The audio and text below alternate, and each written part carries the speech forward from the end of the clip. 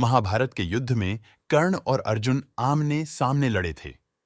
कर्ण के पास परशुराम द्वारा दिया गया विजय धनुष था, तो अर्जुन के पास मयासुर या अग्निदेव द्वारा दिया गया गांडीव धनुष।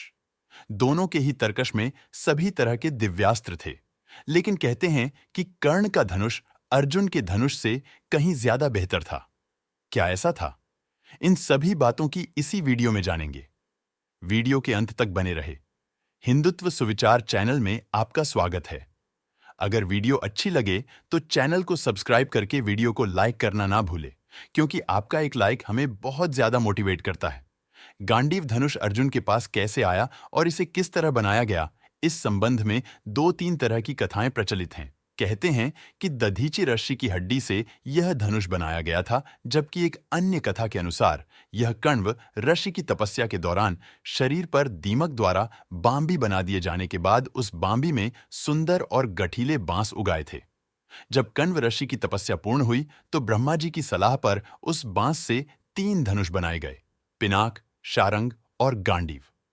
गांडीव धनुष वरुणदेव के पास था, जिसे उन्होंने अग्निदेव को दे दिया था। अग्निदेव ने अर्जुन को दे दिया था, जबकि एक दूसरी कथा के अनुसार खांडव वन में इंद्रप्रस्थ बनाने के दौरान यह धनुष मयासुर ने अर्जुन को देते हुए इसका इतिहास बताया था। जो भी हो, यह धनुष और इसका तरकश चमत्कारिक या कहें कि दिव्य था। अर्जुन के धनुष की टंकार से पूरा युद्ध क्षेत्र गूंज उठता था। रथ पर सवार कृष्ण और अर्जुन को देखने के लिए देवता भी स्वर्ग से उतर गए थे। इस धनुष का तरकश अक्षय था। इस तरकश के बाण कभी समाप्त नहीं होते थे। कुछ बाण तो लक्ष्य को भेद कर वापस लौट आते थे। यह धनुष देव, दानव तथा गंधर्वों से अनंत वर्षों तक पूजित रहा था। वह किसी शस्त्र से नष्ट नहीं हो सकता था तथा अन्य लाख धनुषों का सामना कर सकता था। जो भी इसे धारण करता था, उसमें शक्ति का संचार हो जाता था। अर्जुन इस धनुष के बल पर पाशुपतास्त्र, नारायणास्त्र और ब्रह्मास्त्र छोड़ सकते थे। विजय धनुष धारण करने के कारण कर्ण को विजयीधारी कहा जाता था।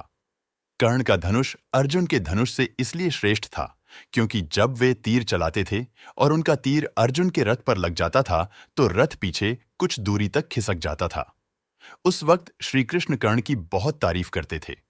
जब अर्जुन तीर चलाते थे तो कर्ण का रथ बहुत दूर तक पीछे खिसक जाता था। अर्जुन ने श्री कृष्ण से पूछा कि मेरे तीर से कर्ण का रथ बहुत दूर तक चला जाता है, जबकि उसके तीर से मेरा रथ कुछ कदम ही जाता है। फिर भी आप मेरी नहीं, उस कर्ण की क्यों तारीफ करते हैं?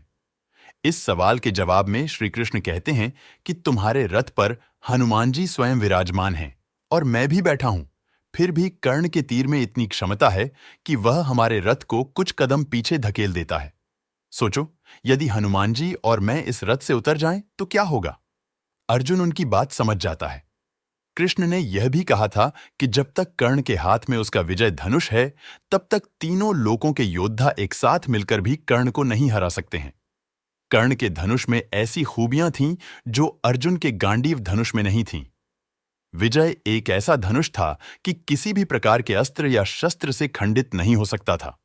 इससे तीर छुटते ही भयानक ध्वनि उत्पन्न होती थी। कहते हैं कि कर्ण का विजय धनुष मंत्रों से इस प्रकार अभिमंत्रित था कि वह जिस भी योद्धा के हाथ में होता था, उस योद्धा के चारों तरफ एक ऐसा अभेद घेरा बना देता था जिसे भगवान शिव का पाशुपतास्त्र भी भेद नहीं सकता था। मंत्रों से अभिमंत्रित होने के कारण उस विजय धनुष पर जिस भी बाण को रखकर चलाया जाता था, उस बाण की ताकत उसकी वास्तविक ताकत से कई गुना बढ़ जाती थी। कहते हैं कि किसी धनुष के प्राण उसके प्रत्यंचा में होती है और विजय धनुष की प्रत्यंचा इतनी मजबूत थी कि उसे दुनिया के किसी भी अस्त्र और शस्त्र से नहीं काटा जा सकता था। कहते हैं कि इस धनुष का निर्माण विश्वकर्मा जी तारकासुर राक्षस के 3 पुत्रों की नगरी त्रिपुरा का विनाश करने के लिए किया था। इसी धनुष से भगवान शिव ने अपना पाशुपतास्त्र चलाकर 3 नगरियों का एक साथ ध्वंस कर दिया था। उन तीनों असुरों की नगरी के विनाश के बाद भगवान शिव ने इस विजय धनुष को देवराज इंद्र को दे दिया था। देवराज इंद्र ने इस अद्भुत और शक्तिशाली धनुष से कई बार युद्ध में असुरों और राक्षसों का विनाश किया था। बाद में परशुराम ने हैहयवंशी क्षत्रियों के विनाश के लिए भगवान शंकर की तपस्या कर उनसे यह धनुष मांगा, तो भगवान शंकर ने इस धनुष को इंद्र से लेकर परशुराम को दिया था। फिर जब कर्ण ने झूठ बोलकर भगवान परशुराम के यहाँ धनुर्विद्या और ब्रह्मास्त्र चलाने की शिक्षा ली, और जब परशुराम को इसका पता चला तो उन्होंने कहा कि जब वक्त पड़ेगा तब तू यह विद्या भूल जाएगा। फिर बाद में परशुराम को दया आई तो उन्होंने यह विजय धनुष देकर आशीर्वाद भी दिया था कि तुम्हारी अमिट प्रसिद्धि रहेगी। कर्ण को महाभारत में तब तक नहीं मारा जा सकता था जब तक कि उसके हाथ में वह धनुष था। कहते हैं कि महाभारत युद्ध के 17वें दिन जब कर्ण कौरवों की सेना का सेनापति था, तब उसने अर्जुन से युद्ध करने के लिए पहली बार अपना विजय धनुष हाथ में उठाया था।